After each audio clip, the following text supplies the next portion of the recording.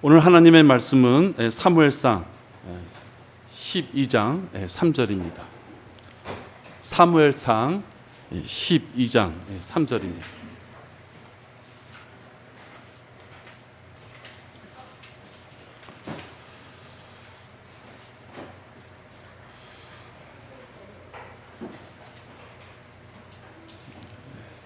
사무엘이 백성들에게 지금 무엇인가를 요구하고 있는 그런 구절입니다. 12장 3절 우리 봉독하시겠습니다. 보라, 내가 여기 있나니 주 앞에서 또 주의 기름 부음 받은 자 앞에서 나에 대하여 증거하라. 내가 누구의 소를 취한 적이 있느냐? 내가 누구의 나귀를 취한 적이 있느냐? 내가 누구를 속인 적이 있느냐? 내가 누구를 압제한 적이 있느냐? 내 눈을 멀게 하는 뇌물을 내가 누구의 손에서 받은 적이 있느냐? 내가 그것을 너희에게 갚으리라 하니. 지금 우리가 봉독은 한절했지만 오늘 말씀드리는 것은 19절까지 제가 이렇게 말씀을 드리게 될 것 같습니다. 오늘 말씀의 제목은 거짓 교리와 물질에서 해방된 목사가 되자라는 제목을 했습니다. 이건 이제 목사의 입장에서 주제가 이렇게 되고요. 혹시 이제 성도라면 거짓 교리와 물질에서 해방된 목사를 찾아가자 이렇게 또 제목을 붙이고 싶었던 오늘 설교 말씀입니다. 우리 잠시 기도하겠습니다. 아버지 하나님, 오늘 저희들에게 귀한 말씀을 허락하심을 감사를 드립니다.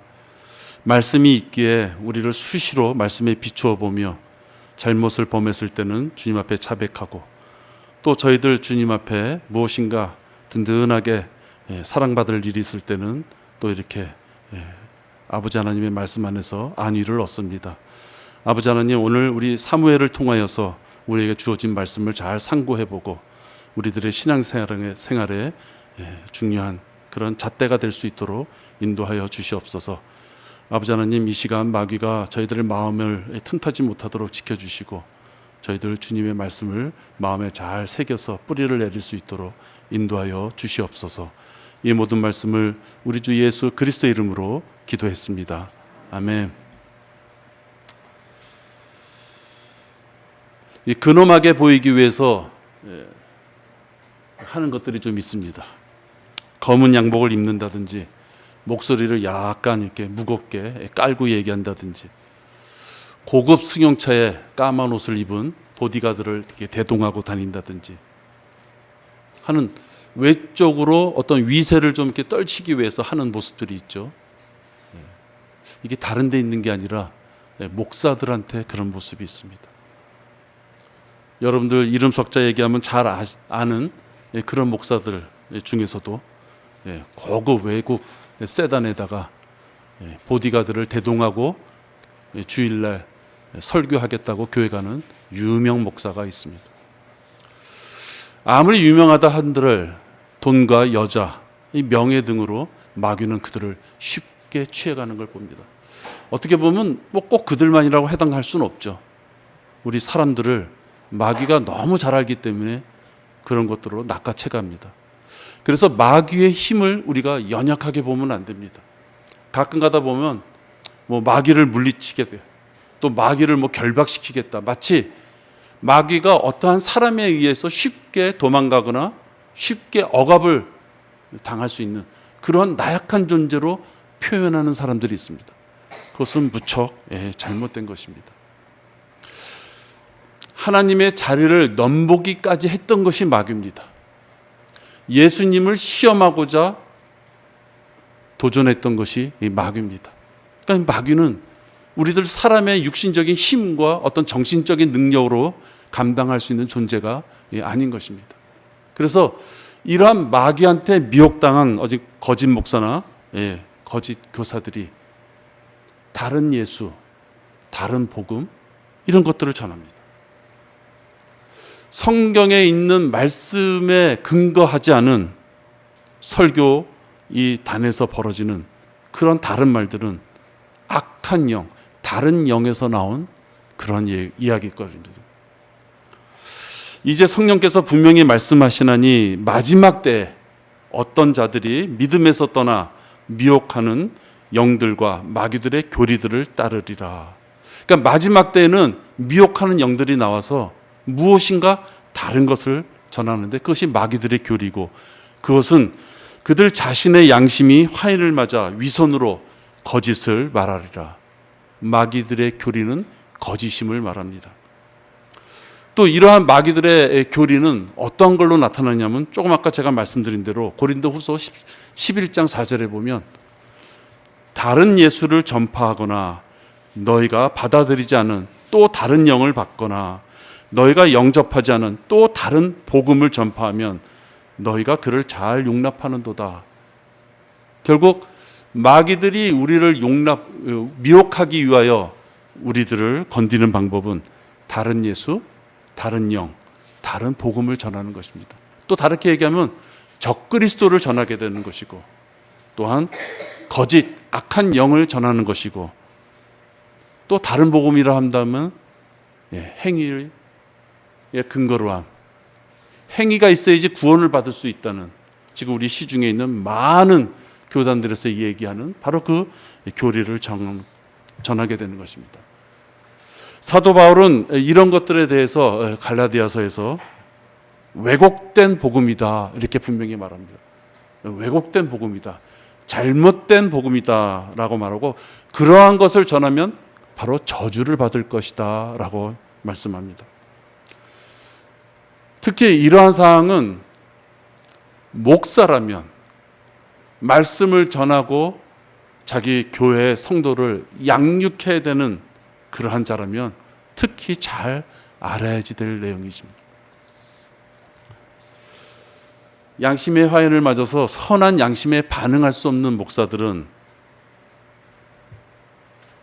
다른 복음이라든지 다른 영, 다른 예수, 자기가 거기를 왔다 갔다 하면서 전하고 있다는 사실을 그 자신은 잘 모를 수 있습니다. 왜? 말씀에 근거를 하지 않고 자기 생각을 전하기 때문에 그렇습니다. 특히 그들은 세상에 돌아가는 일들을 많이 언급합니다. 특히 정치를 많이 언급하고 사회에 돌아가는 것들을 많이 언급합니다. 또 그 중에서 조금 자기는 좀 특출나다라는 사람들은 타 교회의 내부적인 일들을 가지고 왈가불가하는 그런 것들을 언급하는 목사들이 있습니다. 특히 사실 확인도 해보지 않은 것들을 가지고 그럴 것이라 카더라라는 그러한 가짜 뉴스들을 가지고 타 교회 이야기들을 하는 전형적인 가짜 목사들이 있습니다. 그들은 대개 유명세를 얻기 위하여서 그런 짓을 많이 하게 됩니다. 하나님의 말씀을 최종 권위로 받아들이고 그 말씀에 비추어서 말씀도 전하고 또 신앙생활도 해야 되는데, 그것이 말씀 안에서 정화작용을 할 수 있는 그런 근본이 없어진 것입니다. 우리는 항상 육신적으로 살아가기 위하여 몸은 꿈틀꿈틀댑니다.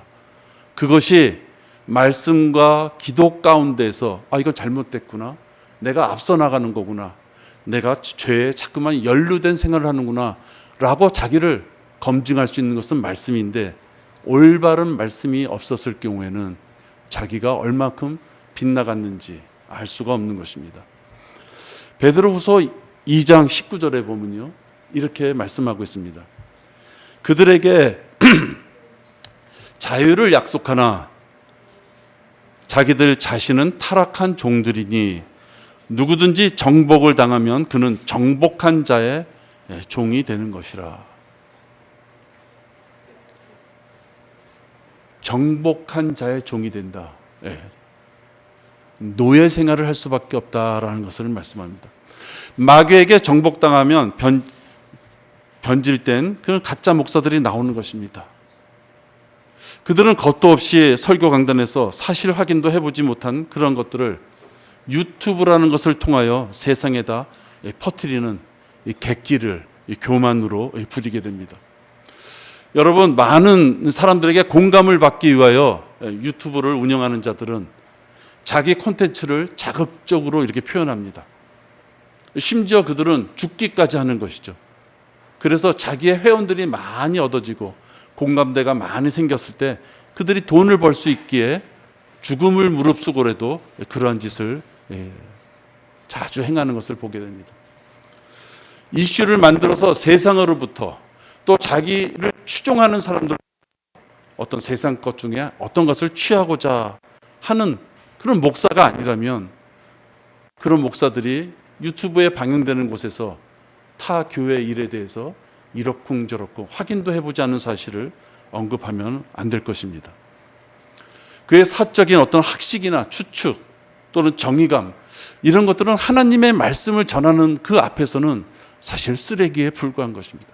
아무리 유명한 철학자, 교육자, 많은 사람들에게 존경받는 어떤 사회복지가 그런 사람들이 어떠한 회의나 자기들의 모임을 위해서는 그런 말을 전할 수 있을지 몰라도 하나님의 말씀을 전하는 주의 첫날 이 강단에서 그런 말씀을 하나님의 말씀과 섞어서 마치 하나님의 말씀인 것처럼 그것을 전한다면 그것은 마귀 짓을 하는 것입니다.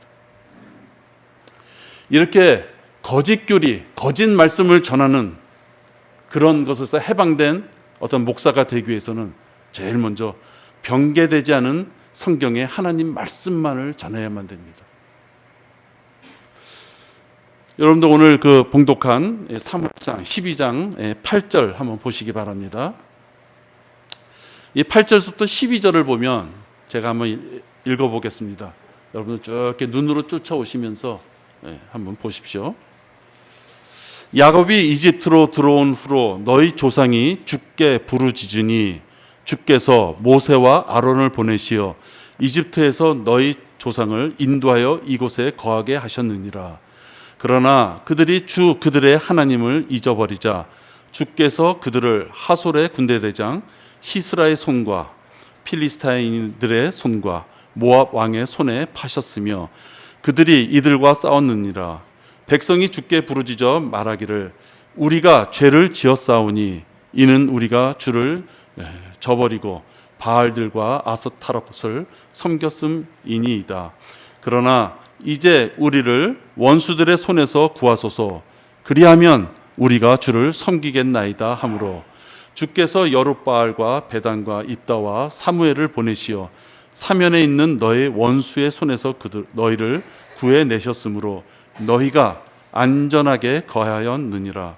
또 암몬 자손의 왕 나하스가 너희를 치러 온 것을 보았을 때 주 너희 하나님께서 너희 왕이셨는데도 너희는 내게 말하기를 아니니이다. 왕이 우리를 다스려야 하리이다 하였도다. 여러분 제가 좀 많은 구절을 이렇게 읽었습니다. 여러분 뭘 느끼십니까? 이 구절은 있는 사실을 그냥 객관적으로 쭉 나열한 것입니다. 이랬더니 울컥했다. 이랬더니 좋았다. 이랬더니 내가 감격스러웠다. 이랬더니 내가 은혜스러웠다. 그런 내용이 없습니다. 있는 사실. 왜 그들이 이집트에서부터 나오게 됐으며 중간중간마다 하나님이 왜 그들을 보호하시게 되었는지 그 내용을 쭉 신문 기자가 기사를 쓰듯이 쭉 기재한 것입니다.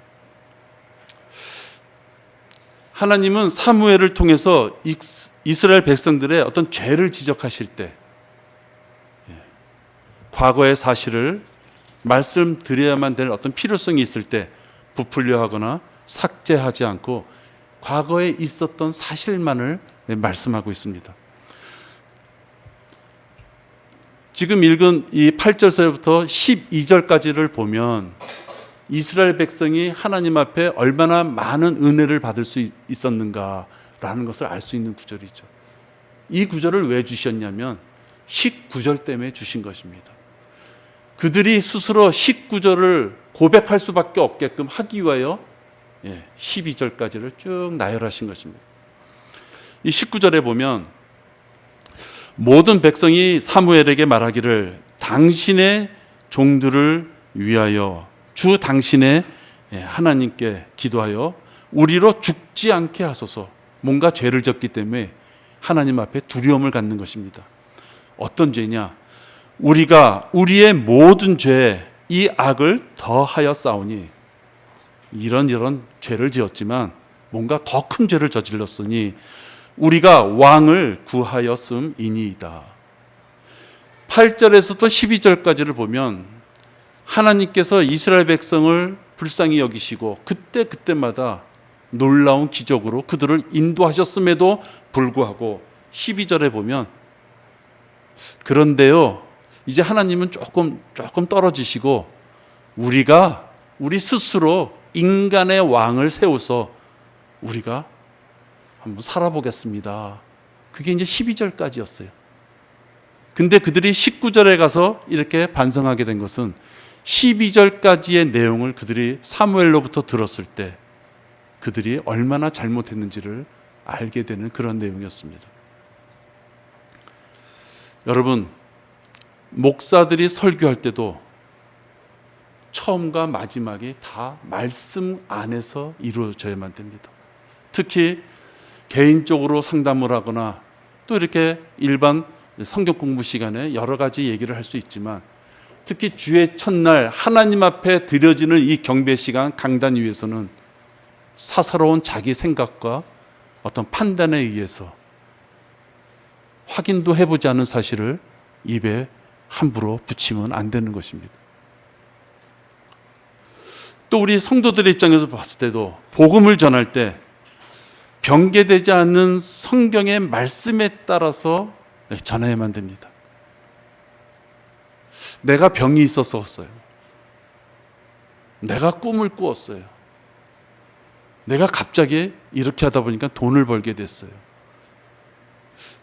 개인적으로 봤을 때는 그것이 충격적이고 이것이 하나님이 인도하신 거 아닌가 생각할 수 있습니다. 그러나 자기가 복음을 전할 때 말씀 위에 복음을 전하다 보면 큰 오차가 벌어집니다. 한 번도 병에 안 걸려 본 사람, 한 번도 가난해 보지 않은 사람, 한 번도 고민 없이 평범하게 성장해 온 사람들은 그런 말을 할 때, 나는 믿지 않았어도 그렇게 살아왔는데, 그렇게 되면 복음을 전할 수 없는 것입니다. 그러니까 우리 모두들도 복음을 전할 때는 하나님의 말씀 안에서 전해야 됩니다. 그런데 이 말씀이 올바른 성경에서부터 배워진 말씀이어야지 된다는 것입니다. 지난주 수요일 날 우리 교회 앞에서 전도지를 이렇게 돌릴 때 40대 중반 정도 되는 분이 이렇게 지나가시면서 힐끗힐끗 봐요. 그래서 이렇게 전도지를 드렸습니다.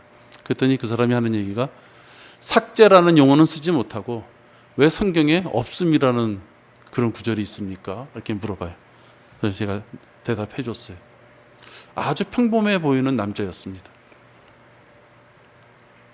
그러면서 개역개정이라든지 개역 한글 성경에 없음이라는 것이 왜 있게 됐는지를 내게 설명을 해주니, 그가 침례 교회에 다녀야만 된다는 것을 자기는 알고 있습니다. 그리고 올바른 성경, 없음이라는 성경을 봐서는 안 된다는 것을 알고 있습니다. 그자가 얘기를 해요. 내가 보기엔 평범한데. 그러면서 자기 아내도 자기 생각에 동감하기 때문에 그런 교회를 지금 찾고 있습니다. 그래서 저는 우리 교회 오십시오 그랬죠. 그 교회가 우리 교회입니다 라고 말씀했어요. 일반 사람들도 하나님의 말씀에 조금만 관심이 있으면 지금 제가 드린 말씀드린 대로 올바른 성경에서부터 믿음의 생활이 출발해야 된다는 것과, 그 올바른 성경을 찾을 때 제일 쉬운 기준은 없음이라는 성경을 봐서는 안 된다는 것 정도는 안다는 것입니다. 하물며 적어도 양을 양육하는 이 목사라면 그들의 교단에서 사용하는 그러한 성경이 잘못됐다, 그 성경은 가짜다라는 것을 분명히 그의 귀에도 들었을 것입니다. 만약에 그가 그런 말을 한 번도 들어보지 않았다면 그는 뭔가 비정상이죠. 그래도 귀를 열고 사는 사람이라면 킹 제임스 성경이라는 것이 존재한다는 것과 한글 킹 제임스 성경이 올바른 성경이라는 것을 들어봤을 것입니다. 조금 똑똑하다는 목사들이 어떻게 공부하시는지 아십니까? 자기네 가짜 성경, 개역 성경을 옆에다 놓고 자기는 조금 똑똑해서 킹제임스 성경을 옆에다 놓고 참고해서 본다 그럽니다. 그걸 여러분 자랑으로 생각합니다. 제가 지어낸 말이 아니라요. 제가 먼저 있던 교회에서 변개되지 않은 성경이라는 게 있어? 라고 그 교회를 나올 때 그 교회에서 저한테 공고했던 얘기.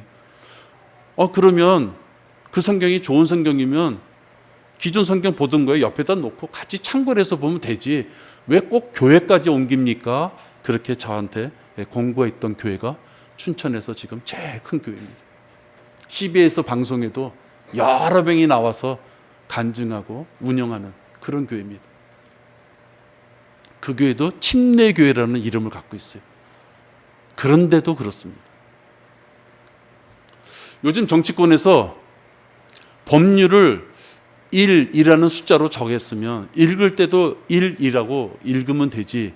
왜 자꾸만 1이라는 숫자로 정해놓고 2라는 숫자로 자꾸만 읽으라고 그럽니까? 라는 말이 요새 정치권에서 유행입니다. 그렇게 2라고 해석할 정도의 내용이었으면 처음부터 법률을 2라고 정해놓으면 되지. 왜 1이라고 정해놓고 자꾸만 2라고 읽습니까? 라고 따지는 것이죠. 제가 조금 아까 말씀드린 그 교회도 개역 성경을 보니까 당연히 세례라고 되어 있습니다.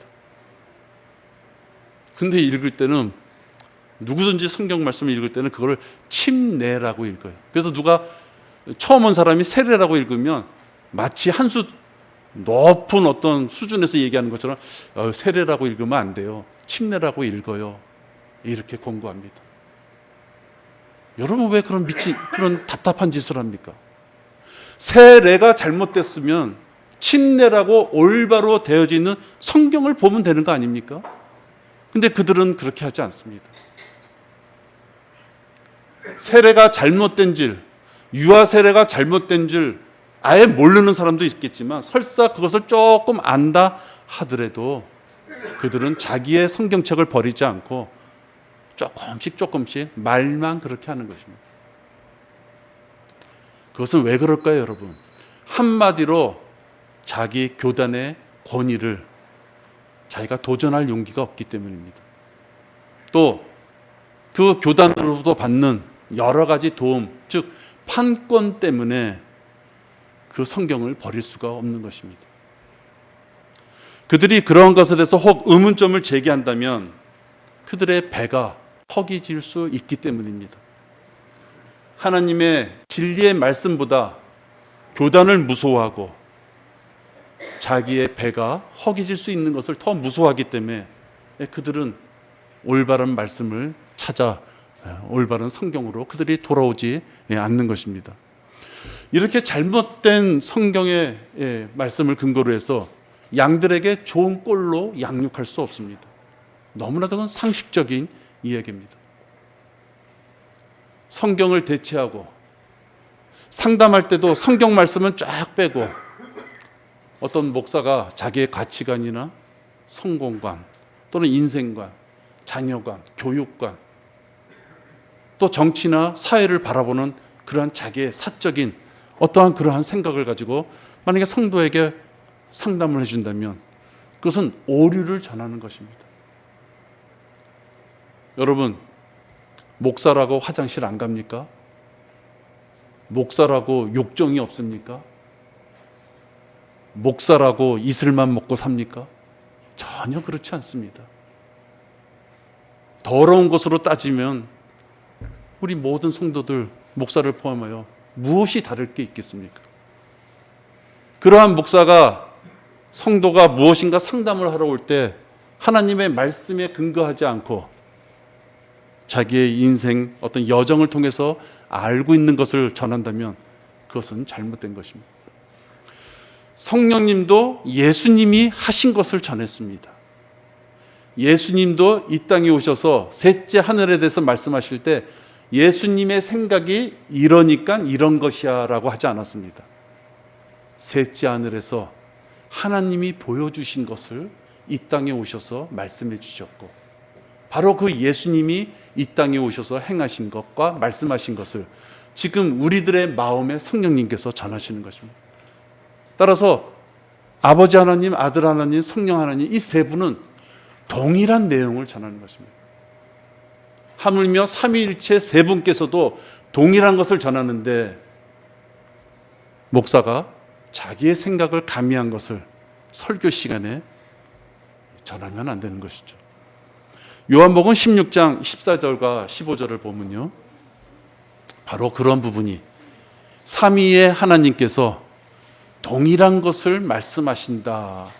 또 삼위의 하나님께서 동일한 것에 관심을 가지시고 동일한 것을 행하기를 원하시는 것을 우리가 보게 됩니다. 요한복음 16장 14절, 그분이 나를, 성령님께서 예수 그리스도를, 이런 내용이죠.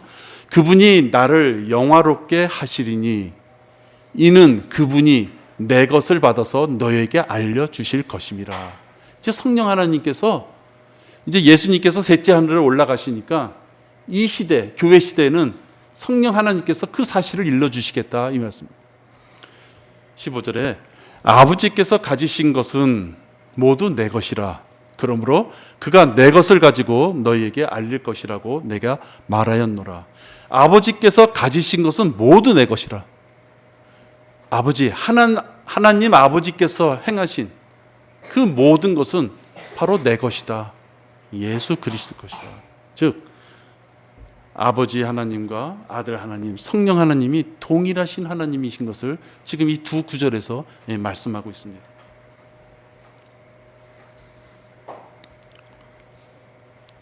여러분, 다시 한번 말씀드리지만 우리가 복음을 전할 때 그가 구원받고 성장하는 과정에 들어왔을 때는 자기의 체험을 얘기할 수 있습니다. 나는 구원받은 후에 가정에 이런 문제가, 나 자신한테 어떠한 어려움이 있었는데 기도하는 가운데 이렇게 제가 그 고난을 이겨나갈 수 있었습니다 라고 얘기할 수 있죠. 그러면 구원받은 자가 저것이 고난을 이겨내는 방법이구나, 기도하는 거구나, 하나님의 말씀을 공부하는 거구나 배울 수 있죠. 그런데 지금 자연인이에요. 하나님을 몰라, 예수님을 몰라, 자기가 죄인인지도 몰라. 그런 사람한테 우리 교회 목사는 박사예요, 우리 교회는 연예인 많아요, 우리 교회는 돈이 많아요, 우리 교회는 어린아이들 오면 학비 다 대줘요. 그거는요, 마귀짓을 하는 것입니다. 그것은 마귀짓을 하는 것이에요. 그러니까 우리가 단단히 준비한 것은 자기가 가지고 있는, 뭐 고생했다든지 복을 받았다든지 꿈을 꿨다든지 환상을 봤다든지 나를 쿵치는 것 같다든지 갑자기 자다가 그냥 벌떡 일어났다든지, 여러분 그런 말씀은 복음을 전할 때는 절대로 행해서는 안 되는 것입니다. 말씀에 근거한 생명줄은 바로 고린도전서 15장 3절과 4절입니다. 여러 가지를 복음을 전할 때 여러 가지 성경 말씀을 전할 수 있지만 가장 중요한 거, 고린도전서 15장 3절과 4절을 전하지 않았다면 그 수분은 복음을 전하지 않았다라고까지 심지어 말할 수 있습니다. 성경대로 그리스도께서 우리의 죄들로 인하여 죽으시고 예수님이 우리를 위하여 하나님의 구원 계획에 따라 십자가에 대신 못 박혀 죽으셔서 피를 흘려 주신 그 사실, 그것을 전해야만 됩니다. 죄인들을 위하여서 그렇게 하셨다는 사실을 전해야 됩니다. 장사 되셨다가 죽으셔서, 완전히 죽으셔서, 죽은 채 하는 것이 아니라, 제물이 되어준 척 하는 것이 아니라 완전히 제물이 되어서 장사, 죽음을 상징하잖아요. 되셨다가 성경대로 셋째 날에 다시 살아나신 것. 우발적으로 살아난 것이 아니라, 잠깐 기절했다가 깨어난 것이 아니라 예언하신 대로 셋째 날에 성경대로 다 예언된 그 말씀에 따라서 다시 살아나신, 일러줘야지 되는 것입니다. 부활의 소망이 있기에 우리가 이 땅에서 받는 고난에도 소망이 있는 것입니다. 지금 내가 이렇게 고난을 받지만 예수 그리스도께서 성경대로 셋째 날에 부활하신 영광된 몸을 입으신 그 몸대로 나도 입을 수 있다. 예수님께서 나를 위하여 죽으셔서 내 죄를 용서해 주시고 다시 부활하셔서 영원한 생명을 얻으셨는데 그 영원한 생명을 얻은 그 몸 그대로 나도 동일하게 그 예수 그리스도의 몸의 지체로서 나도 영원한 생명을 얻을 수 있다. 그것이 복음입니다.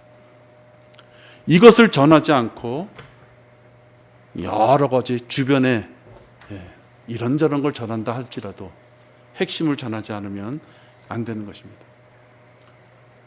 강단에 쓴 목사들도 말씀을 전할 때 반드시 성경 말씀에 있는 말씀을 가지고 전해야만 됩니다.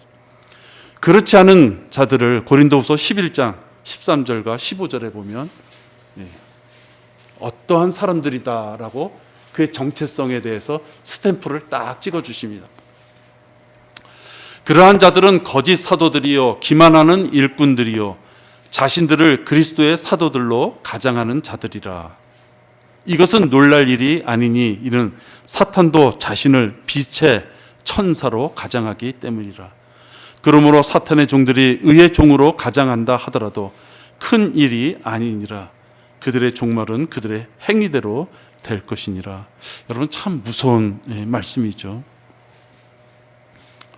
뭔가 가짜들이 있다는 것이고 그 가짜들은 그냥 가짜가 아니라 진짜처럼 있다는 것입니다. 한마디로 말하면 외모로만 보면 진짜 목사보다도 더 진짜 같을 수 있다는 것입니다. 왜? 여기 나온 대로 빛의 천사로 그들이 외모를 가꾸고 있기 때문입니다. 바울도 글은 편지는 잘 썼던 모양입니다.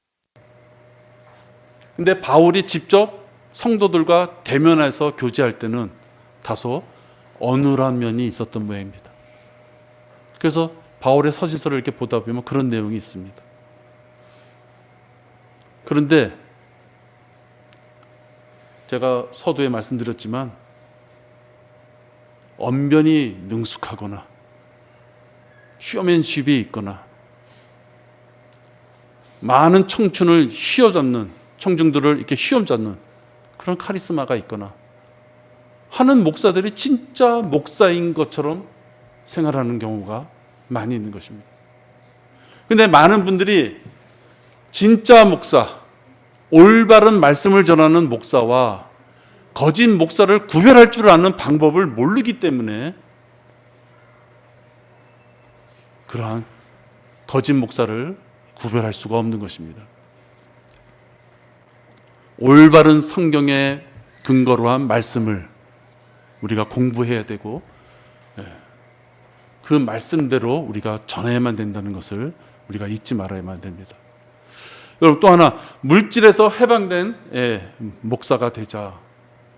오늘 사무엘상 여러분들 12장 3절 여러분들 봉독하셨는데요. 4절 5절을 제가 좀 이어서 읽겠습니다. 3절에서는 나에 대하여 증거하라.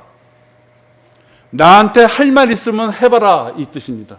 백성 앞에서 하나님 앞에서 지금 사무엘이 뒤에서 이러쿵저러쿵 얘기하지 말고 나에 대해서 할 말 있으면 해보라고 지금 3절에서 이렇게 얘기했고 이제 4절에서는 백성들이 대답하는 내용입니다.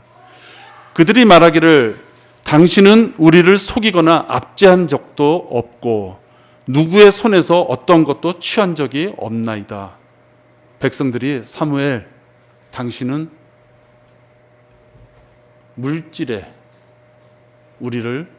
물질로 인하여 우리를 괴롭힌 적이 없습니다. 이 말을 하는 거죠. 사무엘이 그들에게 말하기를 주께서 너희에 대하여 증거하시며 그의 기름 부음 받은 자가 오늘 증거하나니 너희가 내 손에서 아무것도 찾아내지 못하였느니라 하니 그들이 대답하기를 주께서 증거하시나이다. 사무엘이 그렇지, 나에 대해서 너희들 이러쿵저러쿵 얘기할 거 없지 라고 얘기하니 이제 그들이 하나님의 이름을 언급하며 주 앞에서도 우리가 그렇게 증거할 수 있어요. 주께서도 그렇게 증거하십니다. 사무엘, 당신은 우리를 억압한 적이 없습니다. 이렇게 얘기합니다. 여기서 나에 대해서 증거하라는 것은 소나 나귀를 언급하면서, 그 당시에는 소나 나귀가 최고급 재물이에요. 지금은 나는 내가 아는 수준은 아파트니까 아파트나 고급차나 어떤 주식 그런 것처럼, 그 당시에는 소나 나귀가 최고의 재물이었기 때문에 그거를 예를 들면서 따져보라 했던 건데 백성들이 아무런 대답을 못하는 것입니다. 이것은 사무엘의 이 양심 선언입니다. 자기의 청렴의 결백함을 주장하는 것이죠. 혹시 우리 주변에, 여러분들 주변에 돈, 입만 띄면 돈, 새벽 기도를 만들어 놓고 새벽 기도에도 헌금하라는 목사가 사실이 있습니다. 목사가 상당하게 위압을 가하면서 그런 헌금적인 부분에 억압을 가했다면 여러분, 그런 데서 빠져나와야 된다고 말씀해야만 됩니다. 성경에서는 자원하는 마음으로, 기쁜 마음으로 미리 구별하여 드리라 이렇게 말씀했습니다. 성막을 짓기 위하여 귀금속들을 가져와라 했을 때 다 여러 구절에 나타나는 것은 너는 족장이니까 좀 많이 가져오고 너는 가난하니까 조금 가져오고 그러지 않았습니다. 자원하는 마음으로 성막을 짓는 데 필요한 그런 것들을 가져올 때 자원하는 기쁜 마음으로 가져온다. 그것이 헌금하는, 하나님 앞에 드리는 가장 기본적인 내용입니다. 근데 여러분, 잘 생각해 보십시오. 헌금의 제목, 수입원을 다양하게 만들어 놓고 성경적인 근거가 없는 절기들을 막 만들어 놓고 헌금을 하지 않으면 가책을 받을 수밖에 없는, 다소 생활이 어려운 분들은 주눅이 들 수밖에 없는 그런 환경을 만드는 교회가 너무 많이 있습니다. 신년 감사 예배, 사순절 첫날 성화 수요일, 또 사순절 첫 주일, 또 사순절 마지막 종료 주일, 또 사순절이 끝나면 또 고난 주간, 또 그것이 고난 주간까지 끝나면 또 부활 주일, 그 다음에 어린이 주일, 어버이 주일, 스승의 날은 또 목회자 주일, 성령 강림 주일, 보리 추석 잘 됐다고 또 맥주 감사 주일, 종교 개혁 주일, 또 가을에 추수 잘 됐다고 추수 감사 주일. 예수님이 또 12월, 우리는 말도 안 되죠. 크리스마스 가서 얘기하면 또 얘기가 길어지니까. 크리스마스, 그들이 얘기하는 크리스마스, 그 때를 준비해서 4주간을 앞당겨서 예수님이 오시는 것을 미리 기념해야 된다 해서 대림절, 성서주일, 드디어 성탄주일, 마지막 12월 31일 송구 영신 예배.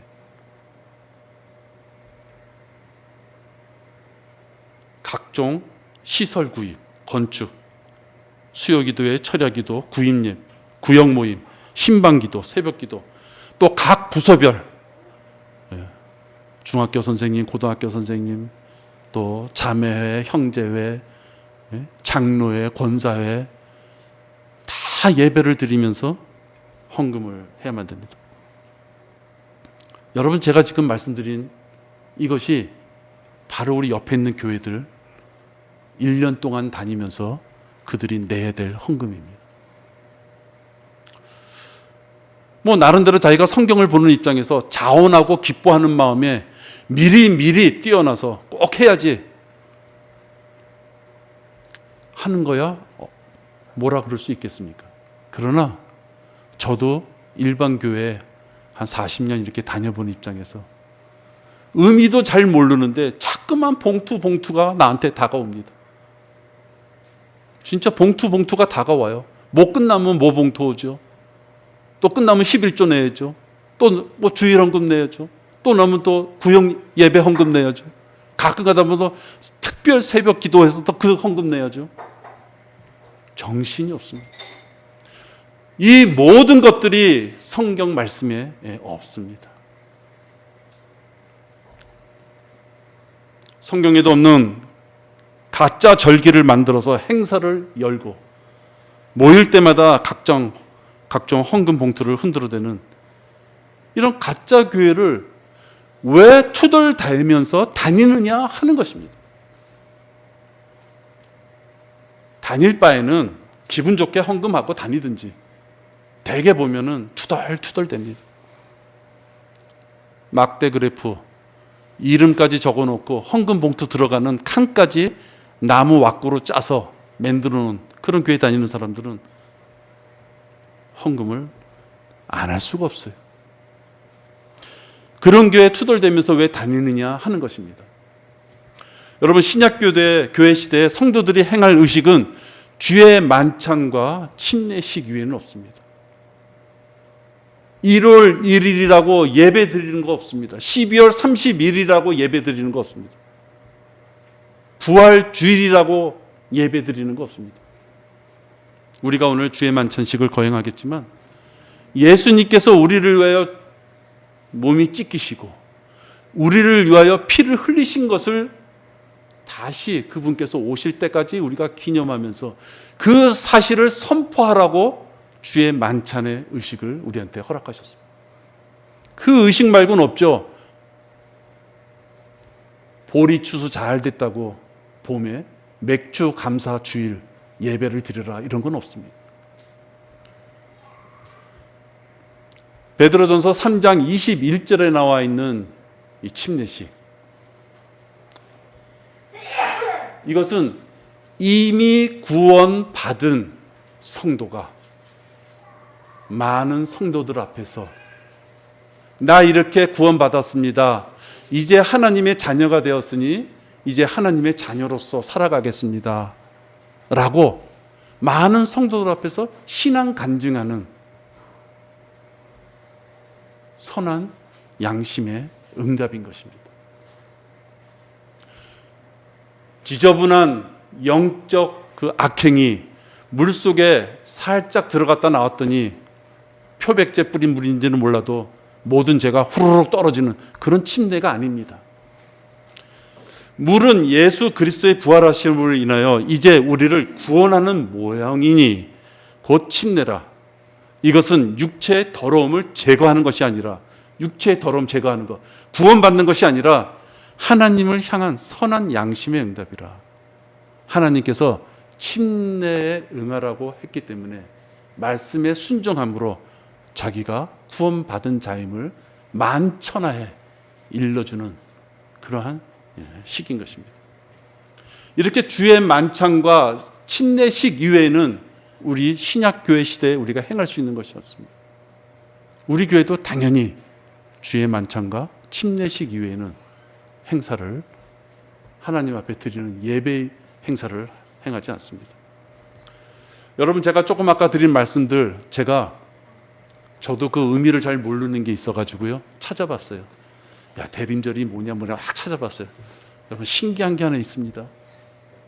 그 모든 절기들이 거의 다가 카톨릭하고 유사합니다. 카톨릭에서 종교 개혁일, 그걸 또 지켜요. 종교 개혁일을 지키는 사람들이 카톨릭에서 했던 거를 그대로 반복하고 있어요. 더러운 때를 벗지 못한 것입니다. 이렇게 거짓 교리와 물질에 현혹되어 있는 이 목사들은 필경 그 교회가 잘 성장했다. 물질입니다. 물질로 잘 커지면 100% 자녀 세습을 하게 됩니다. 요 한 며칠 전, 한 3, 4일 전인가 뉴스에 얼핏 나오는 걸 봤습니다. 명성교회 때문에 나오는 것 같아요. 자녀 세습이 교회법에 위반이다 하니까 방법이 있어요. 교회법을 바꾸면 돼. 예. 명성교회 재력 정도면은 교회법을 바꿀 수 있는 사람들을 잘 대접해서 넉넉하게 대우해주면 교회법을 바꿀 수도 있을 것 같습니다. 뉴스에 그렇게 나오니까 이미 아예 교회법을 바꿔서 자녀 세습을 해도 아무 문제가 없게끔 법적으로 그렇게 추진하는 내용을 봤습니다. 교회를 하나의 투자의 대상으로 삼고 비즈니스적인 그러한 개념으로 성도를 대하고 교회 사업을 대한다면 그 교회에서 어떻게 올바른 신앙생활을 할 수 있겠습니까? 성도 여러분, 저는 우리 교회에 이러한 말씀을 전할 수 있는 하나님께서 이런 환경을 허락하셨음을 감사를 드리면서 또 하나 목사가 되자 제목 그렇게 했잖아요. 나도 수시로 나를 치고 다듬어야 되겠구나. 또 여러분들한테도 그런 목사를 찾아야 된다고 말씀드림으로써 나 자신도 여러분들의 생활을 보면서 나의 거울로 삼아야 되겠구나. 이런 생각을 하게 됐습니다. 변개되지 않은 킹 제임스 성경에 따라 올바른 하나님의 말씀은 그 복음을 전하고 물질의 종 노릇하지 않는 지옥교회로 우리 교회가 더욱 강성하게 세워져야 됩니다. 나도 그 길을 가야 되고 여러분들도 그 길을 가야지 우리 서로가 혹 마귀가 공격했을 때도 잘못됐구나 라고 우리가 올바른 길로 걸어갈 수 있을 것이라고 믿습니다. 기도하겠습니다. 아버지 하나님, 이 월계동에 저희 교회를 이렇게 세워주셨습니다. 마귀의 공격으로 많은 올바른 말씀을 찾고자 하는 그런 교회나 성도들이 쓰러져가는 그런 세상입니다. 그러나 우리 교회에 말씀을 주시고 울타리를 쳐주시고 주님의 품 안에 우리를 안아주셔서 우리를 올바른 말씀 가운데 공부하고 또 예배를 드릴 수 있도록 인도하심을 감사를 드립니다. 우리 교회의 어떠한 성도 누구라도 이 대열에서 아버지 하나님 낙오되지 않도록 이 영광되고 기쁘며 감사한 대열에서 아버지 하나님 낙오되지 않도록 인도하여 주시옵소서. 이스라엘 민족이 사무엘이 하나님께서 하신 일을 이렇게 전했을 때 그들이 스스로 하나님의 보호하심을 깨닫고 자기의 죄를 고백하며 회개했던 것처럼 우리들도 성경 공부를 함으로써 우리 자신을 말씀에 비추어 보고 무엇이 부족했는지를 살펴보고 과감하고 용감하게 하나님의 말씀에 인도하심에 따라 자기 생활을 바꿀 수 있도록 주님 인도하여 주시옵소서. 이 모든 말씀을 우리 주 예수 그리스도의 이름으로 기도했습니다. 아멘.